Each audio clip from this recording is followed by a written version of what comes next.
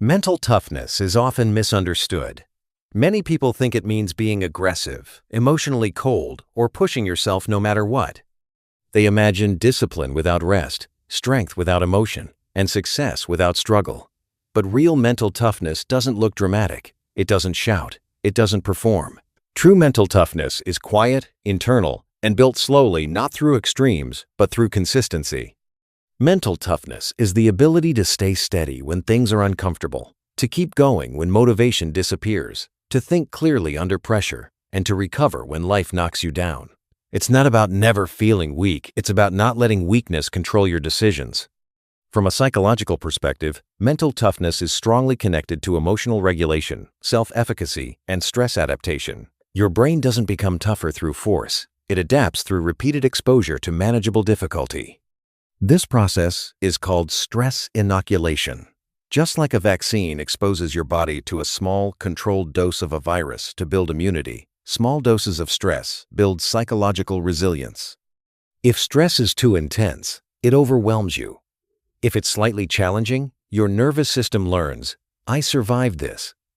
Over time, your stress threshold rises. Think of it like the gym. If you try to lift the heaviest weight on day one, you get injured. If you progressively overload, you grow stronger. The brain follows the same biological principle. Most people fail to build mental toughness because they rely on motivation instead of systems.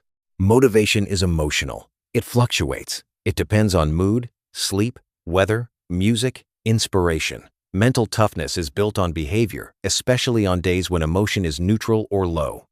Research in behavioral psychology shows that identity changes through repeated action, not intense intention. You don't become mentally strong by deciding to be strong. You become strong by repeatedly doing difficult things in small, controlled doses. Toughness isn't built in dramatic moments, it's built in boring ones. It's built when you keep promises to yourself, when you wake up and don't feel like training but go anyway, when you study even though no one is checking, when you have a hard conversation instead of avoiding it. Every time you follow through, your brain collects evidence. I can handle discomfort. And slowly, that evidence turns into identity. One foundation of mental toughness is tolerance for discomfort. Modern life trains us to avoid discomfort instantly. We feel bored, we grab our phone. We feel stressed, we distract ourselves. We feel awkward, we escape the situation. But avoidance teaches the brain that discomfort equals danger. And the more you avoid, the more sensitive you become. Small stress builds resilience. Zero stress builds fragility. That's why mentally tough people don't eliminate discomfort. They practice sitting with it. Cold showers, digital detox, delayed gratification, finishing tasks before relaxing. These aren't punishment tools, they are nervous system training. They teach your brain that discomfort is temporary and survivable. Another key part of mental toughness is emotional control, but not suppression. Suppressing emotions increases cortisol and internal pressure. Real control means allowing emotion without losing direction. Neuroscience shows that when you label an emotion, "I feel anxious," activity in the amygdala decreases and the prefrontal cortex regains control. In simple terms, awareness reduces intensity. Fear can exist and you still act. Doubt can exist and you still move. Stress can exist and you still think clearly. That is stability, not numbness.